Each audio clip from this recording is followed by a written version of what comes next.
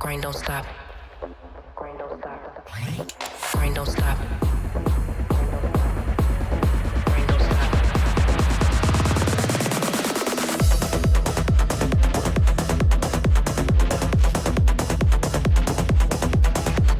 Grind don't stop. Grind don't stop. Grind don't stop. Grind don't stop.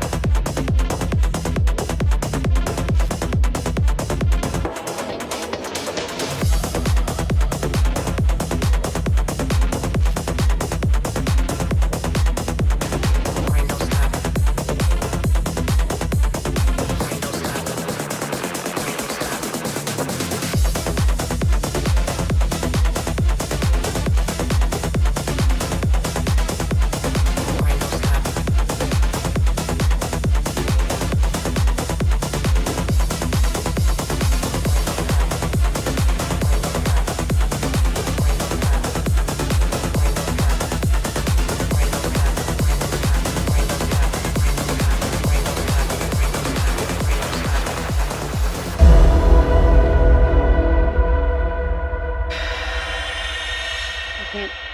Grind don't stop. Hello. Hello. We are live on Chewed Gum. It is Tuesday, September 24th. Give us a call. The number, which I am about to read to you off the screen because I don't have it memorized, 720-619-2288. We would love to hear your questions about deconstruction, about sexuality. I also am waiting on the Theist to call this show. It's funny how they call the other shows, but they don't want to talk to us over here. And although I will say Yeah, it's sometimes we weird. have had some theists, but it's usually when they agree with us. I would love a theist to call and tell us what God they believe in and why. Or tell us, why women should listen to their husbands and submit to them. Or maybe tell us I think tonight the question is, does purity culture help women? If you think that purity culture helps women, I would love to hear your thoughts. I would love to hear Anyways, that. In this immediate moment, I'd love to hear how Alyssa, my amazing co-host, is doing. We were talking before, as we do. I'm a little bit in recovery. I went to the Charlie XCX concert last night and I had a great time. But I'm 30, and so going out, especially on a Monday, is a bit of a challenge. I can't hang On the a way I used to. Monday. Yeah, Aw. and but it's. I mean, I feel fine now. It's always so. It's like it gets to this point of the night, and now I'm like, well, now I feel normal. But now the entire day has passed. So. Yeah. Whatever, but it's all right. It was a really good time. I really want to hear about what's been going on with you, Miss Wife. I am a full wife. That sounds so cringy and lame. It sounds so I did get weird. married. I did get married. I'm legally married too. There was some discrepancy. People are like, "Oh, you didn't actually get married." So I was telling you this. Christians are pissed that I got married. They So are wild. so mad. I had no idea what upset them this much. They're either mad or some of them are saying that this is evidence that I secretly believe in God or that I'm submitting to the Christian God. I have had multiple, Why not would that just be one, related? multiple comments because I wore this, actually Morgan has pictures that we can show whenever you want to throw them up on the screen. I wore a white mini dress, which I didn't even plan on wearing white. That's another story. And I got to be kind of campy and cheeky, I wore this veil, like a little cute short veil. And I have Christians saying that me wearing a veil is representative of my submission to Christ and my purity, my modesty, and my humility. Let me tell you, I was not advertising any of those things. It's crazy that they took that much from a dress. It is really amazing, honestly. The stretches they will make. They also have started entire wars because of a book. So I guess, what's new? What is new? Yeah, it's really interesting. So Christians are mad about that. What's new? Every time I do anything, it upsets some of them. And it's always the loud ones that gets upset by it. But it was really fun. We went to DC because you can self-officiate there. You don't need a judge. You don't need a priest. Sorry, I have a cup of sparkling water sitting here and my straw just projectile shot out of it over the room. Shut up. That's so funny. Anyway, so you don't need a judge, you don't need a priest, you don't need anybody. You go and you apply for your marriage license, they give it to you, and then we went and we found a spot where we wanted to sit, and it was in front of one of our favorite paintings. So we bought like a print of it, and on the back of it, instead of vows, we wrote out like a relationship constitution, and just came up with, I think it ended up being like 9 things where like things that we like really live by in our relationship that we want to like stick with. But there's room for amendments, which I also love. So it's like an open conversation, and we wrote those down on the back of the print, sat there, signed our marriage certificate, and we were married. So it was a really beautiful time, and apparently continued my atheist activism because of the awareness. It's now given some Christians that atheists get married too, actually, and it has nothing to do with the God. That's so wild. It's really the gymnastics that they have to do to connect those two is just really silly. It is truly, truly interesting. Wow. And if somebody wants to call and tell me tonight why I'm not, anything controversial you want to say, why I shouldn't have gotten married, why I'm now a Christian secretly because I got married, any of those things. If you want to tell me that marriage is strictly for religious people, call. I would love to hear it. I bet Alyssa would love to hear it too. I really would. I mean, but ultimately, I feel like if I had to guess, and it's not good to assume, but if I had to guess, they're just going to be like, well, because marriage is through the sanctity of God. And it's like, well, no, it's not actually. And maybe yours is, but it doesn't have to be. Yeah, all set on the pics. Oh, yay. Oh, yeah. You guys want to see? You want to see a couple pics? It's so cutie. I love the dress. Did you thrift that dress? No, I was trying. Cheers at some little cafe after. And then, no, I ended up getting it at some store in the mall. We actually went shopping together. I was upset because I couldn't find anything to wear. And he was like, let's go shopping together. And then I was trying on mostly colored stuff. But anyways. I love it. It was a fun time. Oh, sorry. When I bring the pics in this way, it mutes you. Okay. Oh, good to know. I won't say anything when they show up.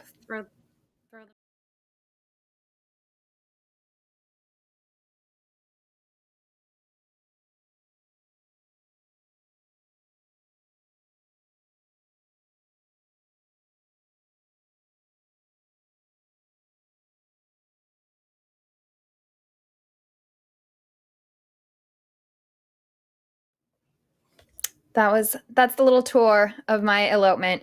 I also love that it was so all American. First of all, I'm getting married to somebody who's not born in the US and now is a US citizen. He's an immigrant here. And we did it in DC and like went to all the monuments and everything, which was really fun because he hadn't seen a lot of that before. And I also get comments all the time saying that I just hate my country and I should move. And I'm like, why do you think I do what I do? I do this because I love it. So it was kind of just really sending all the messages at once. It was nice. Oh, I like your lip gloss. Oh, thank you. Who knew that you simply getting married would be such a statement for everyone else? It's very, very fascinating. Imagine centering yourself in someone else's marriage like that. Shocking. It's almost like there are some Christians that want to control other people based off of their religious beliefs. Almost. It would appear that way. Hold on, the Chihuahua wants to come up to the bed. I love how also hello, Bonnie. The people who watch this show all know Bonnie specifically because she's always in my business. She's so the Bonnie star. wanted to come up. She is the star. She's the true star. You're the star of the show. You are the star of the show. Anywho. Okay. Are you down to take a call? I am. I'm pulling up our YouTube too so I could see so I can be in the chat too. But so I don't mean to be rude and on my phone, but I just like to see what everyone's talking about. What are the cool jams? What's the conversations? You're so much better at looking at that. I can barely function. I have still over here with my paper and my pen because that's how I love your paper. I function. Oh man. Well, I am kind of interested in the second caller, and Theists, I'd like to give him priority. Are you down? Yes, ma'am. Okay. Hey, Matthew, you are on with Alyssa and Eve. What do you want to talk to us about tonight? Hey Eve, hey Alyssa. I regret to inform you, although I am a theist, I don't think I'm going to have any kind of spicy talk or anything. Okay, all Um, good. but but I don't know if, as you guys know, maybe you do or you don't. I've been talking a lot with the on the Transatlantic show, and I told them I would take a month out of just my time of talking with them and just really just diving into some research. And I came along some women-centered stuff, like women ideas, and I wanted to know what you guys would think of it. And with the title that I have there is, should women's only spaces be abolished? Because that's kind of one of the issues that are being brought up when it comes to men identifying as women. So I just wanted to know what your guys' take was on that.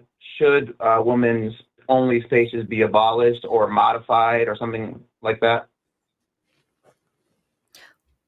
I don't think so. I mean, I think it's okay for well, I don't know. I have like mixed feelings because I understand. I don't know, Eve. I feel like I can't form a thought around this. I want to know your thoughts, actually. Yeah, so first of all, that's like a really vague question. So I would have to hear specific situations. When it comes to bathrooms, I actually really enjoyed when I was over in Europe. The majority of restrooms, first of all, there's a lot more options where you have private stalls, as in like a whole bathroom to yourself. And whenever possible, I would like that for all kinds of reasons, all kinds of needs people have. And I think that privacy is a huge thing that here in the States, our bathrooms, like they're so flimsy. I mean, you can see under the door very easily. There's already not privacy. I have had men follow me into the bathroom. This is just like men just straight up following me drunkenly into a bathroom, and I've had to like go to help. So that already, like, I don't feel safe in public restrooms a lot of times, depending on, how it's laid out. Over in Europe, it was really nice because a lot of the bathrooms, first of all, the stalls are very private. There's an actual door that really closes. There's nothing coming in or out from underneath the door, and there's no gender. So anybody can go into these bathrooms. They're like family bathrooms. And so you're around a lot of people. And I felt safer because of that, because there was just lots of people and all kinds of people and family style, basically. But the stalls themselves were very, very private. A lot of them, there's like sinks in the, like in a circular area in the center and all. So that would be my preference, is just more privacy in general, or, more common spaces. And that's just off the top of my head. I'd have to hear like really specifics though to form, my specific opinion about each. So that sounds like a world where women's spaces would kind of be abolished or modified. But I'm talking also more, bathrooms are included. I want to stay far away from sports as possible. But when it comes to women's shelters, something like that, let's say, a woman has been assaulted and there's a person who identifies as a woman but was not born woman, maybe didn't do all the transitioning, and they're there, patting the woman's back, and their hands, maybe the hands that they're touching them with maybe are resembling of a hand of somebody who assaulted them, stuff like that, and they don't know that the person who is transitioned is probably innocent. They're like, I'm just here being a woman doing the thing, and they pat them on the back or whatever, but that person has some like personal trauma or something like that. So stuff like places like that and prisons is where my mindset is mostly going. Yeah, I mean, I don't know of, like, that's just such a weird case to bring up, to say a woman, like, I've volunteered in domestic violence shelters before, and there are men working in those sometimes.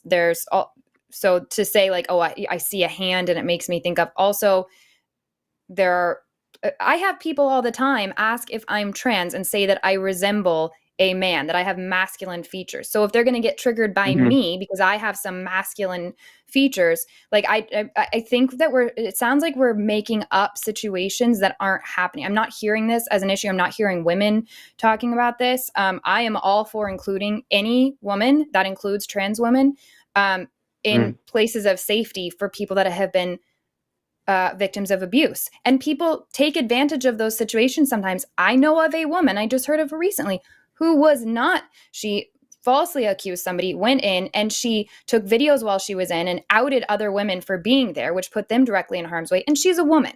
So like to say that, I don't know, a cis woman, I should say, she's a cis woman and she was doing this. So it's like, that's a really poor argument to just be transphobic or to just try to disclude trans women. And I'm not for it. So you would not mind a trans woman in a place like that? No. If a trans woman is being abused, then she should have access to the exact same resources that I do. So would you say that a cis woman and trans woman is like a distinction without a difference? Or is a close what? to? What do you mean? Like a distinction without a difference. Like you can distinguish between the two, but there's really no difference. In my research that I'm doing, I saw that even some people don't even like to be called trans or cis. They would say, look, just call me woman. You know, they may have been born male or assigned male at birth, but they say, look, call me a woman. I'm a woman. And they would feel even probably bad if you call them trans. So are you saying that? But so I'm just gonna say real quick, there's already parts of this call that I'm not a fan of, especially if you've been talking to them over at Transatlantic. I'm not sure why you're now calling us. I don't know why talking to other trans women wasn't. I'm confused at the agenda of this call. If you're actually trying to learn something about women, you're gonna get different. If you call a transphobic woman, then she's going to give you very different responses than what we're giving you. So I'm gonna let you know I'm probably gonna end the call soon, because I'd rather you actually, like, if you were already having conversations with trans women about this and they were working to help educate you, and then I don't know what happened in those phone calls, and I don't want to platform a conversation that ultimately is just presenting really transphobic arguments. So I'm assuming, and I wanted to say this before, I'm convinced that both of you would not consider yourselves trans women, correct? You guys would consider yourselves cis women? I'm not comfortable like answering that question either, because I'm not even sure how that's relevant, and it feels like now you're just asking me about what genitalia I may or may not have, and that's just weird.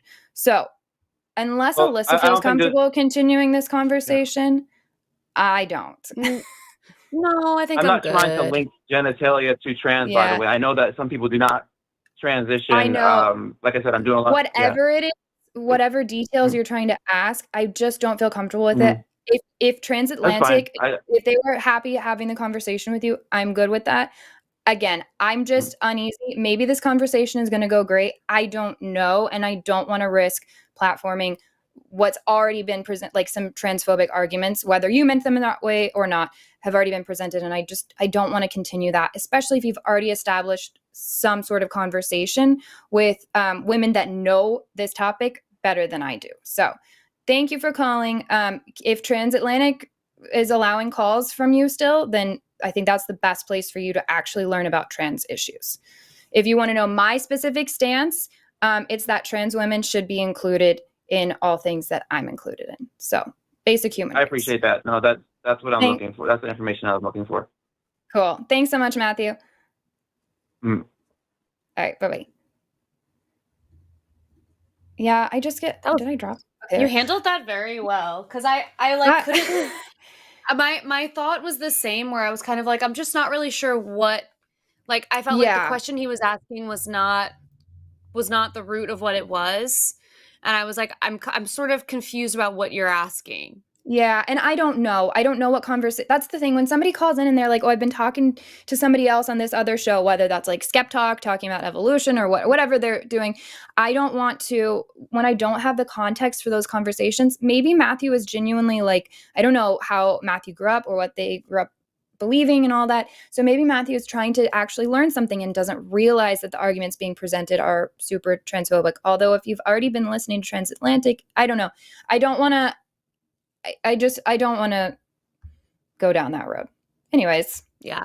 Yeah. That's sorry if you wanted to keep it going, but it sounds like we're on the same page. So yeah, no, I'm good. Okay, let's see. Oh, before we get to our other callers, I do have some show announcements. There's some shows we don't have because we're getting into it's already almost October, which is absolutely wild to me. I can't believe it. For the rest of this month, I do. Can. Are you so happy though? I know you're a spooky season girl, aren't you? Oh, look at you. That's so cute. I'm ready. Tomorrow we have The Hang Up with Matt Dillahunty and Ian Harris. Thursday we have Takis with Josie and Luxander. And then Sunday we have the Sunday show with Matt Dillahunty and Forrest. And then AD Sunday show with Eric and Paula Gia. And then that'll bring us to next week, which we don't have the stuff for that yet, but I'm sure as the shows go on this week, you'll get those announcements. So anyways. Also, reminder to put in super chats if you want to have your super chat read at the end of the call. Super chats $5 or more we'll read at the end of the show. And make sure that you go to patreon.com/theline and you can go support this show and all of our other shows. And I think that's all. Amazing. Thank you for remembering that, even in your recovery state. Girl. Let me grab my straw real quick. That yeah, your straw projected across the room. That's so funny. It is here. I don't know if that's going to happen again. It was a miracle. What is weird is that I have the same sparkling water pretty much every episode, and I have the same straw. Sometimes I use a mug, and sometimes I use a glass. I don't know. Mm-hmm. This is the first time my straw has shot itself. Sounds like Jesus. Anyways, it sounds like Jesus. That's clearly, I believe now, guys. It's happening again. That's all it took. It's really. That's all it took. Okay. Also, there is someone who makes clips of the shows on the line, like pulls clips and makes and does little tweets of them, or threads actually. And the out of context quotes. Yes, and they're so funny. So whoever it is who is doing that, God, I love you. Thank you for doing that. Yes, I was cracking up reading through them, and I enjoyed that very much. So I think 10 out of 10. I think I made it into one of them before. Okay, this straw. I really just want to have my water and watch. It's just gonna. Oh, now it's gonna stay. Yeah, this is actually divine intervention. That's some bullshit right there. I promise it was happening, guys. Should we take another caller? I see we have a Theist caller. Yeah, I would love to actually have this conversation because we rarely get to have it on this show. Okay, let's do it. Hey, Steven, how are you? You're on with Eve and Alyssa. Good. Excellent. Good. How are you? Doing well. Good. Good. I have a question. I'm dying to, and I hope it can be a substantive conversation because it's a lot of people don't talk about it. Not even Christians really talk about a basis underlying reason of why it makes sense to believe in God. And I think the biggest, piece of evidence that we have is that the entire world has chosen to reference all of time to the birth of a man. And real quick, can I just ask you which God you believe in? Or how would you define, there goes my straw. How would you define the God that you believe in? Everything that the Bible says. So, okay, so the biblical God referred to himself as the God of Abraham, Isaac, and exactly. Yep. Okay, got it. Cool. I'm just a Christian. Yep. And, got it. Okay. Thanks for making that easy. Yeah. Okay. But some people, sorry, I didn't mean some people, when I ask them, they won't even say which God they believe in. So I meant thank you for just giving an honest answer. Oh no, I'm easy to give that answer. But I do think that a lot of times people overlook the fact that we do reference all the time to the birth of a person. And, if you just take the time to think about that, that should be mind-blowing, shouldn't it? I mean, that we don't reference it to, the alignment of the stars or maybe some archaeological find or some scientific discovery or something like that. It's to the birth of a person. And my thought is, and maybe people just don't take the time to think about it, but shouldn't we think, if you're an atheist, shouldn't you wonder more about why we reference all the time to the birth of a person if that person didn't do something special? And if he did do something special, which, history tells us that, he performed miracles, if that's true, shouldn't that be the greatest piece of evidence that we have that God exists, that a person came, performed miracles, did the impossible, did things that are supposed to be impossible in front of all these people, and their lives were changed, the world was turned upside down to the point to now we reference all the time to his birth? I would think that'd be unmistakable that we should be talking about that all the time. But no one talks about that. Instead, people say, well, I don't really know that God exists. There's no evidence of anything like that. But we reference all the time to the birth of Christ. Yet that gets, not thought about at all. People just act like, well, there's no evidence. But isn't that the biggest piece of evidence? So I guess that's my question. How do people... Yeah, I'm trying to track with Go you. ahead. So you think that your best reason for believing in a God is that a lot of other people believe that there was a real person that actually performed miracles. No, it's not just that a lot of other people. It's that we had an entire era that has decided to reference all the time to the birth of a person. And my first question would be, well, why? Why? First of all, why is the birth of a person? Sorry, real quick though, but are you not aware of all the other religions where that also is a thing, where they believe, Muhammad is a big one, where they reference to a person that they believe, and if you, the Greek gods, people were referencing those, and they were going and actively, they very much believed that those were beings that actually did things. They thought lightning came from Zeus, and they were regularly crediting this being for at least there's a physical thing there that you see all the time. Oh, lightning, there, God, our God, one of our gods just did something. So I'm not sure how crediting, because we don't have evidence of these miracles. So which miracles are they that you're referring to, and what evidence do you believe we have for those? What I'm saying, what the greatest evidence is that at some point in history, all of people just decided, hey, wait a minute, there's this guy who's walking around performing miracles. All people decided? That's just not true, though. No. All people did not just decide. There was a small group of people that started believing something, and then because of people at knife point being forced to continue practicing it, and then it turned into, crusades, and then it spread because it was literally forced on people via murder. Well, let's go with that. But let's go with that then. So why would it spread? If It spread because people's lives were threatened if it didn't spread. They were told to convert or die. I was just in DC looking at the history of the United States, and it is disgusting, which I already know, but you have the missionaries, the Jesuit missionaries going and literally going to a tribe and saying, convert to Christianity or you will die. That's how it spread. So you're saying is that because I'm trying to think, how you would think it would spread, that somewhere along the line, somebody decided, okay, we're going to say that this guy performed miracles, because that's the claim. The claim is that this man was performing miracles, and that's Jesus's number one claim to fame was that he's performing miracles. So what you're saying is you believe that someone decided to start this lie and told everybody to believe in this lie. First of all, I don't know why they would do that. Well, can I ask you a question? Has it ever happened? Sure, go ahead. That stories were told about somebody that were either over-exaggerated or lies or misunderstandings or myths that just were fun stories to tell, and a lot of people believed them and a lot of people acted based off of believing that? Has that ever happened before? Oh, of course. And then what happens with that is that they continue to be myths. Everybody, what you're going to have is which is what's happened here. I believe Christianity is a myth, just like I believe that the Quran is a myth. But see, here's the difference. is that when people say it's a myth, there's always going to be a lot of people saying, "Oh yeah, that's a myth. That didn't happen." And throughout history, we're able to look back at it, and you always have this divide of people saying, "Yeah, that's a myth. That didn't happen."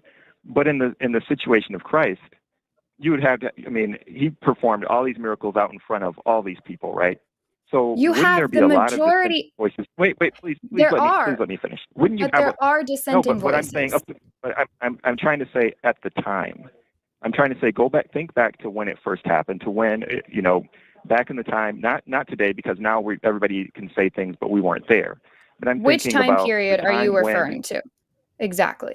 the time when Jesus was walking around, and there were other people around, and he's performing miracles, He and was everybody just no. But listen, crucified please. for He's making false no, but claims. please, That's how much people didn't believe him. So during his own time, he but actually was called a heretic. but It was again, then mostly dissenting voices against Jesus's insane claims at the time. But then why would it take off?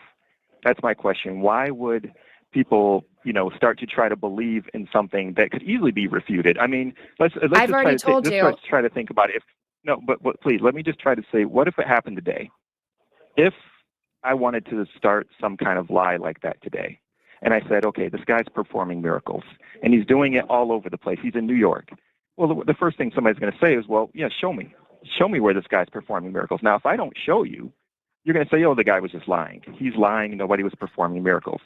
But if I do show you a person who's performing miracles, and then you go and you see that, and you tell someone else, well, they're going to want to see, right? They're going to want to go see, well, okay, well, I want to hear about this person who's performing miracles. So then I have Sure. a question for you. Why didn't God choose to send his son, Jesus, to perform all those miracles now when we could actually have evidence of it, as in photographic? We could have cameras, we could have better documentation, bigger crowds, bigger platforms. Why did he choose the time? And why is that seemingly when miracles ended, when we couldn't record these things? So we don't actually have evidence that any of this happened. We have stories that now you're just saying, well, I think they're true, and that's the only evidence you have for it. So why did he choose to come then? Why did he choose to come then instead of during a time when maybe there was cameras? Well, I don't think that you can just say that that there is no evidence. I mean, I know you don't. I know you try to say that the fact that it took off the way that it did isn't evidence. But I'm trying to say, well, why would it take off that way? And as far as Stephen, why, what about Islam? Let me try to answer. What about Islam? Let me try to answer. Well, but you're not answering it, so I need to keep us on on track. I need you to stay on track and answer the question of, you can't make a plea to popularity. Something being popular and a lot of people falling for something does not make it true. So how do we determine if it's true or not? Well, I agree with that, but you have to think about how it would spread if it weren't true. That's my thing. I mean, do lies it would be so spread, easy to refute, Stephen? wouldn't it? But do lies spread? Not to unanimous consent to where but you have. Based on what you're saying, then I should believe. Based on what you're saying, I should believe Islam as well. No, that's not true. Because it is. Tell me why it's not. Nobody tries to say because nobody has chosen to say that anyone else has performed all these miracles to the point to where, we decide to reference all the time to the birth of a person. I mean, Jesus was known for miracles. I mean, that was his number one claim to fame. Otherwise, why choose him? See, Stephen, you know what I keep thinking any other religious leader. Go ahead. I think you really. I think you should really just stop and think, because this is what I'm trying to think about. So, how Stephen, would it happen with something that we're trying to talk to you. If you can answer, Stephen, Alyssa's trying to say something. If you'll listen to her. Okay. You know what I keep thinking about? Do you remember Chris Angel, Mind Freak Chris Angel? Do you remember that guy? Yeah. Yeah. Okay, so he would do these really insane magic tricks, and we have them on video.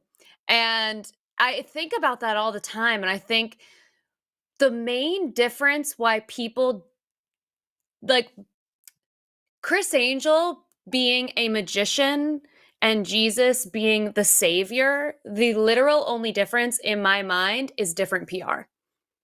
I swear to God, that's literally how I feel. I feel like I feel like the main reason was Chris Angel is a magician and he was able to make lots of money and get that type of power. That was the power and the drive for him was to be an entertainer. When I think about what was happening in like for Jesus and in the Bible, and I think about what was the motivating factor here, he was basically starting a cult is what he was doing. And then there were people who believed that his Chris Angel mind freak magician tricks are miracles. And if I'm being totally honest, I don't believe that what was written in the Bible was actually happened anyway. So the entirety of this conversation relies on believing that those events actually happened, and I don't believe he turned water into wine. So like Okay, I and don't wouldn't you so say then? Well, first let's talk about some of the miracles, because you bring up Chris Angel, and I think that's a fair point. You know, if someone did these miracles, it could have been passed off as illusions. But let's say, you know, the one that we do know that he's known for, not just turning water into wine, but bringing a dead person back to life, or, you know, healing someone who's been blind their whole life, But or Stephen, things like this. but the claims being more No, but- ridiculous goes against your But wouldn't- argument. It doesn't make it any. It only See- means that you had more extraordinary claims and less evidence to But back see- any of them. wouldn't those be much more easily refuted by the people of let that me day? ask you Wouldn't people something. have just said, "Oh, no, he didn't"? Well, let me ask wouldn't you they something. say that A lot no, of he people didn't do did those say things, that, and nobody though. would believe it? Stephen, but a let lot me of ask people you did this. say that. So, yes, a lot of people didn't believe it. Do you know about the Roman Empire and Constantine? Yeah, I've heard of that. Cool. You might want to go hear more about it, because that will answer. I know that you don't understand how Christianity spread, and so thus you've reached this conclusion of, therefore, it must be true, because why else would it spread? I don't even know how to follow that logic, but that's the logic you're presenting. No, but there's an actual answer to your question if you go and look at the history of the spread of Christianity. It's fascinating. Yeah, Every Christian should it go is. and learn their history, because the spread of Christianity is very, very easily explained. This is not a mystery. We are very aware. It's not a supernatural event. There's nothing cool about it. Also, there's religions that, like Islam, like Hinduism, that have all kinds of claims about miracles, insane claims. Have you read the Quran? There's absolutely... No, I haven't. Yes. Okay. So you're trying to present this special that's pleading my about point. your religion, and you don't even know the claims that the Quran makes when it comes to miracles, which are just as wild as the biblical ones. And it's really important for you to know those if that's what you're going to come back down to. But see, that's the thing. I'm just thinking to myself, you know, if someone makes those claims, it's one thing to, you know, to say I heard something.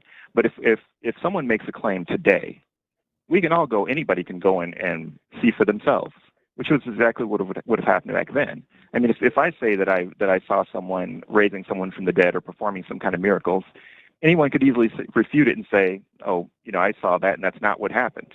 That would be the overwhelming dissenting voice, and there would be no reason for it to spread. There'd be no reason for any of the takeoff. Stephen, do you think that misinformation spreads these days, and that sometimes the majority of people believe a lie? Well, yeah, of course. If it's misinformation that can't be easily refuted, but what about those claims? If it's information that can be, what about? But Stephen, we see all the time things that can be easily refuted. No, don't tell me to listen anymore, because I'm continuing to have to make the same point to you over and over and over again. This is not a good reason to believe something. To say a lot of people believe it. Thanks, Alyssa. To say a lot of people, or Morgan, whoever muted that, a lot of people believing something is not good reason to believe it. And your inability to understand how it wasn't refuted, and I don't know what you mean by that, because it was refuted to the point that people lost their lives because they weren't converting. You don't know your own history of your own religion, and you don't know the history of the other major religions that make the same silly claims that yours does. You have to go and look those up if you want to have this conversation and be taken seriously. I think the front. Hello?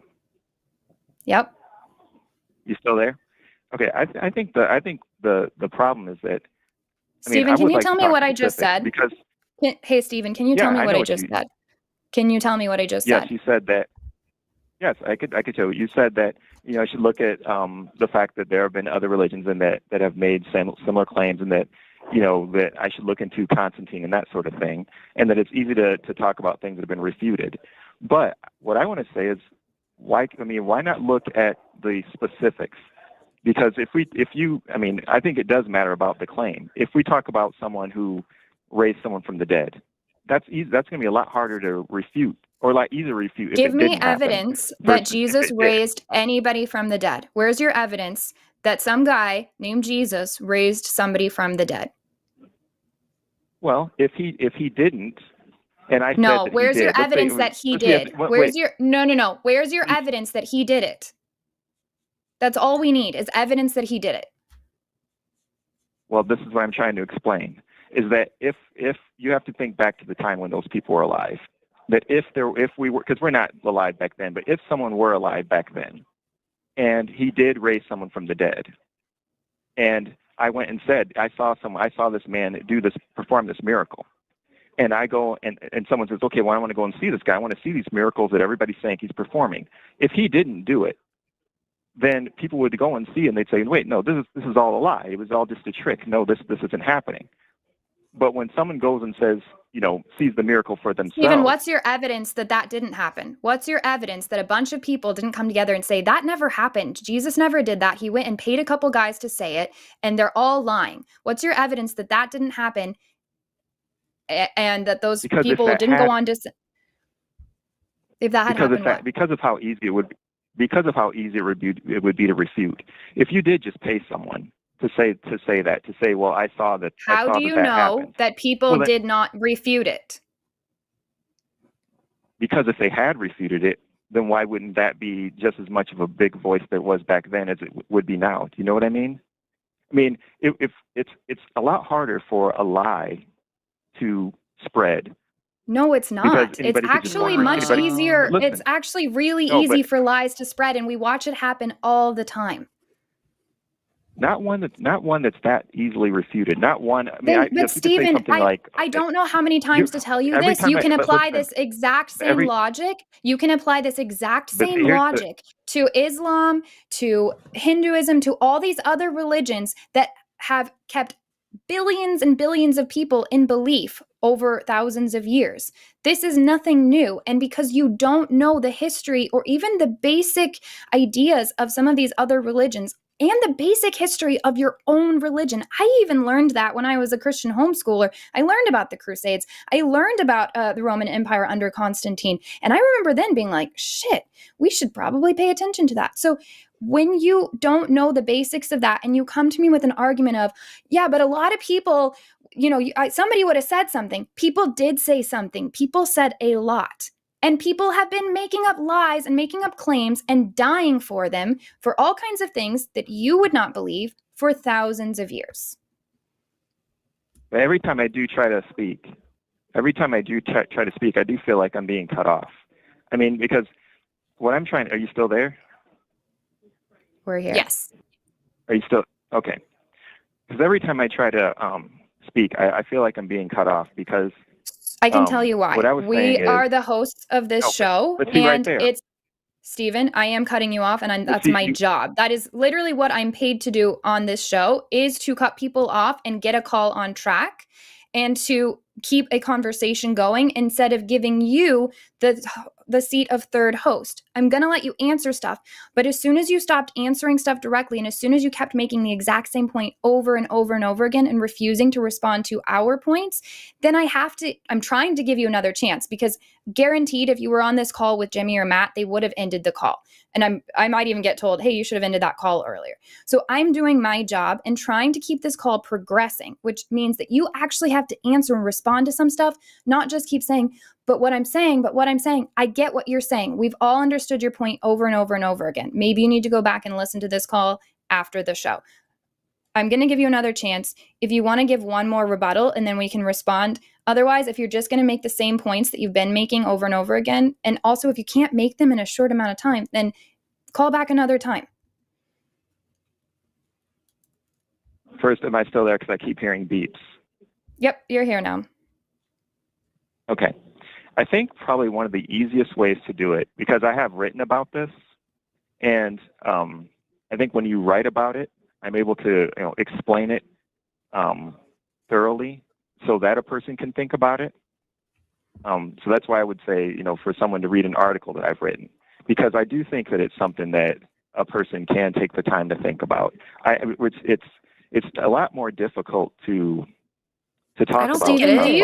Stephen, do you think that I haven't thought about this? I don't know if you know any of my background, but do you think that I haven't thought about this? I think that you probably have thought about it in the same way that a lot of other atheists I've spoken with. Well, I haven't spoken with. It's been writing back and forth online. And that is to think about it more in a general sense of, it has been refuted, rather than thinking about how it would organically happen if we were alive at the time. I think a lot of times when we go into the specifics of it, and if we try to actually imagine being back there, being in a time when those things supposedly happened, and how it would go from there, from that state of it just being completely made up, to a point of you're making the same point, and you're basically relying on this idea of cosplaying as somebody from Jesus's day and seeing how you think you might feel. This is not a way to determine if something is true or not.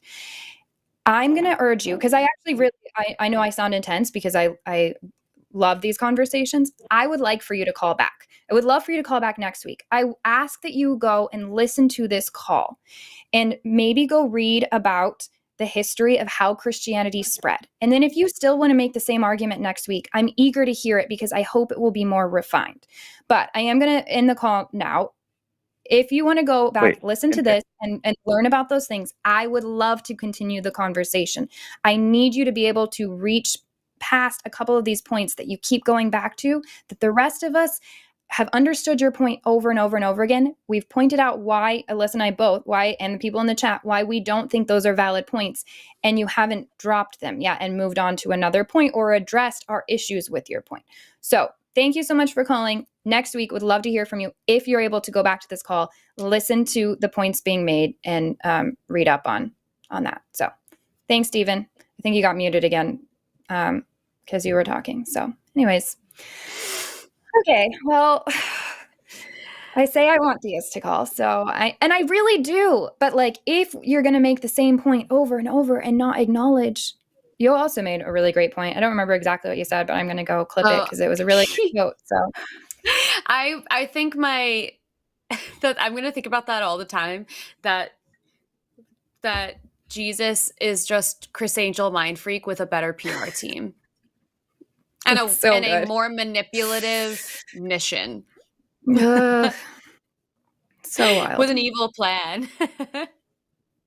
I'm down to let you pick the next caller. Something that sounds interesting to you. Okay.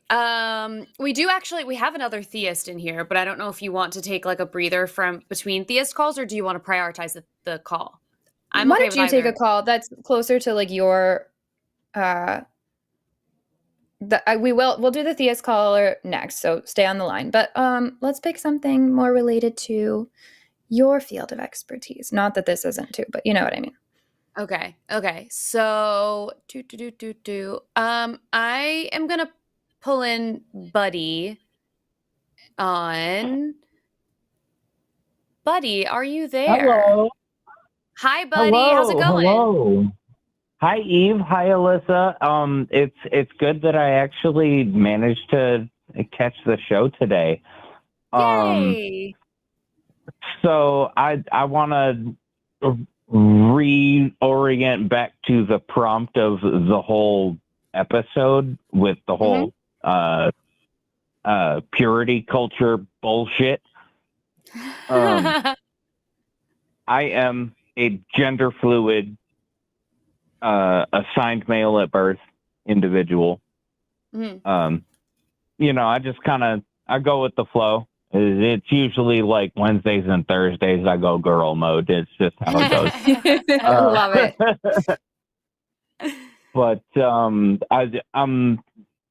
I have been single for the better part of a decade plus, and like that was just by choice. That was not for purity concerns or anything like that, but I know that's a bigger thing with younger demographics. So I was wondering where you all see those intersections. You mean like somebody that's actively choosing to maybe be celibate or not be in a relationship? I just want to make sure I know what you're asking exactly. Well, I've come to terms with my choice of celibacy simply because I haven't found the right person yet. Yeah. But there's a lot of difficulty that I found when I was like in my teens and stuff with like, as much as I embodied that gender fluid aspect, it kind of waxed and waned a little bit, as it does. And I was wondering if either of you have had any of those experiences or anything like that. Well, I'll say that we get caught up in a lot of supposed to thought processes when it comes to relationships and when it comes to sex. And it's as a result of the kind of structure of purity culture, the structure of traditional cisgender nuclear family type relationships, when in reality, because it's supposed to be abstinence until you get married type bullshit. Like, no, fuck that. Yeah. And in reality, human beings have such a spectrum to everything that we experience. And really, I think the biggest motivation for the way that we handle relationships, the way that we even handle our gender identity, is really what makes you happy. Like, who cares what the timeline is for anyone else? Like, ultimately, if celibacy was a choice that made you feel the happiest and most comfortable because you just didn't find someone that you wanted to share your time with, wonderful. I'm so happy for you. And I also I learned over the last decade, like, oh yeah, no, I need to fix my own crap. yeah, for sure. And that may change and it might not. I always say that, like, I love spending time by myself. I love it. And so if I'm dating someone, you are I have a cat, so it's all good. Yeah. I have 4 dogs in my house right now. You think I'm lonely? Never. But Oh, absolutely not. Yeah, but I always think about how if I'm dating somebody, you should be so lucky and feel so highly favored, because I love spending time by myself. And if you are, God, he's trying to put his face up my nose right now. I'm sorry. aw, Stupid but yeah, orange flame point kitty boy. His name's Carmine, by the way. He's adorable. He tell knows Carmine too we much. say hi. But yeah, He I can think, hear you. you know, I think it really is, it should be up to our own choices and whatever we feel most comfortable with. And I'm happy that you decided to make those choices in, it seems like, many areas of your life, doing the things that make you happy, even if it doesn't fit you into some sort of traditional box. Because ultimately that's what matters. And there are people who, meet and marry their high school sweetheart, and they end up with them forever, and that's a wonderful relationship, and everything is wonderful and perfect. My best friend is in a marriage like that. Was basically the timeline of my parents. Like, they met in high school. Like, my mom had a kid outside of marriage initially, and he's kind of a butthole, but that's just him being a person. Bring back calling people buttholes as adults. And no, he is a butthole. But like, even like our straight from the marriage kids, like, we're all sorts of neurodivergent. Like, we're all sorts of rainbow colors. Mm-hmm. Well, it's great. I feel like you found agency and found yourself, your authentic self, and how you want to live. At this point, my biggest concern is just taking care of myself and my hairy baby. he's giving me the stink eye. I love that. I love that. Well, I love this conversation, and I'm so happy and proud of the wonderful life that you've created for yourself, and I'm glad that you decided to share it with us tonight. Thanks so much, buddy. And I hope this is a story that other people can latch onto and work with. Absolutely. Thanks so much, buddy. Absolutely. Have a great night, Hi- buddy. Yeah, Hi to Carmine thanks for for us. having me. I love you, ladies. Oh, thank you. Love you. Like Snuggles a to bit. Carmine. Yeah. Oh, sorry. no. That was my bad. We That was both my did bad. it. That was my bad. Did we? Oh, I shit. lo- I'm sorry. I think we both did it at the same time. That's probably why Sorry, buddy. our spidey senses were. It's really hard. Just to remind everybody, half of me was interrupting Stephen on purpose to try to continue the conversation along. Half of the time that happens, though, there's a delay. So like that's why we Yeah. constantly are hanging up on people, that there is some like interruption. And sometimes I think that we're pretty good at being able to know now when somebody's interrupting us or when it's just a delay and it Mhm. happens. But I do appreciate what Buddy was saying, because I often think, like, when I post today, I was posting something about purity culture. I feel like the work that you and I do, like where there's overlap, we spend a lot of time, because it's necessary, talking about like, it doesn't matter how many people you sleep with, that doesn't make you less valuable, or talking about like relationships. And that's because, we were fed this purity culture bullshit. And a lot of speaking out against that means letting people feel freedom to explore and to participate in dating life and all of that. But I understand, and I always have this in the back of my mind, that there are people that are asexual. There are people who, without purity culture, really do just want to like take their time to find one partner.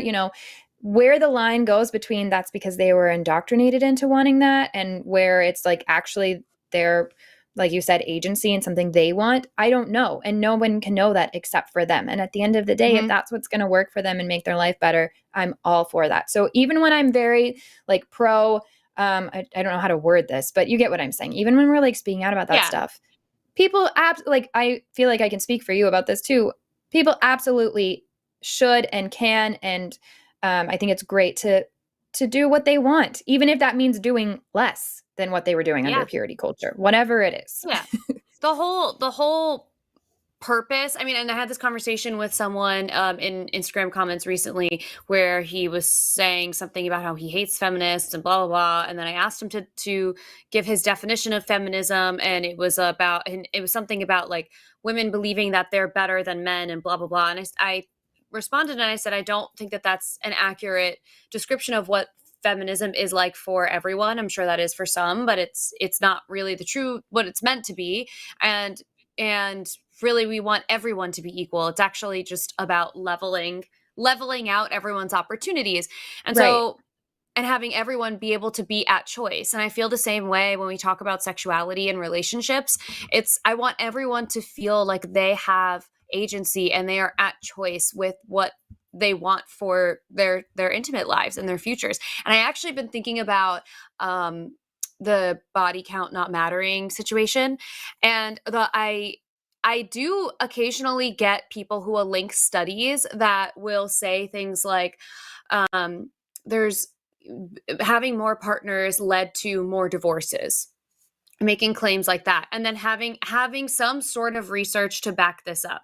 And every time I see this, I'm like, well, first of all, I could give you another study that counters that, and we can go back and forth all day. And so then my thought was like, okay, so at this point, it's almost like I almost don't care about the studies, partially because you can't boil down every nuance of a human being, every nuance of each individual relationship, each sexual experience, and then say that's the reason why they divorced, or that's the reason why their relationships are not successful. That is so wildly unrealistic. And so ultimately, every time I get those arguments, it's always shitty men, butthole men, as Buddy would say. Butthole, we're taking butthole back in 2024. That's so funny. Butthole men who are saying all of this about women having too many partners, and then I have to ask them, who are you doing that for? Who does it serve that you want to prevent women from being able to have sex with as many people as they want? You're not trying to protect them. I could tell you that right now. That's not what's happening. And it's a submission thing, and you want to be able to control their actions. And so then it's like, what is your intention in having this conversation? Why is it so important to you that women don't have sex with all the people that they want to? Anyway, now I'm just yapping, and I want to be able to get to more calls, but I've been thinking about that. No, and I love it. I need to make Please. another like reel or something and be like, jokes on all of you. I actually, it turns out, don't care that much about the research, because I don't really think that it makes any sense to boil down all of that into one direct line. If you have more sex, you will get divorced. That's crazy. Anyway, I fully agree. Fully agree. Okay, should we take this theist call? Let's do it. Are you ready? I'm ready. I'm cracking my whole You're spine stretching. in preparation. All right, let's talk to this. Chris.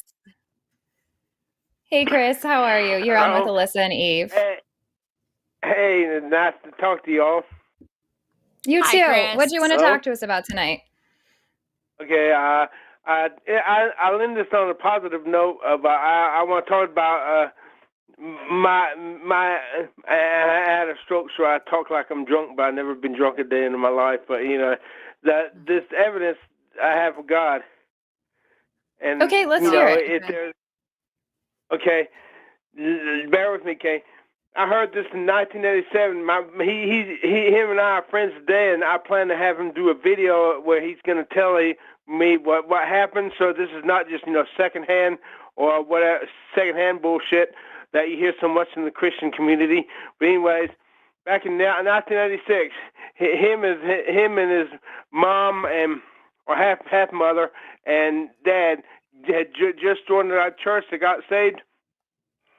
Anyways, and the dad got up to testify one Sunday morning, and he said, he said, I quote, we had just filled up the tank with gas, and the gas tank was in the back of the car, and we were pulling out. Me and the wife and my son Dudley was in the back seat of the car, and this man came out flying behind him, and he was going to hit the back of the car, and presumably the car was going to explode.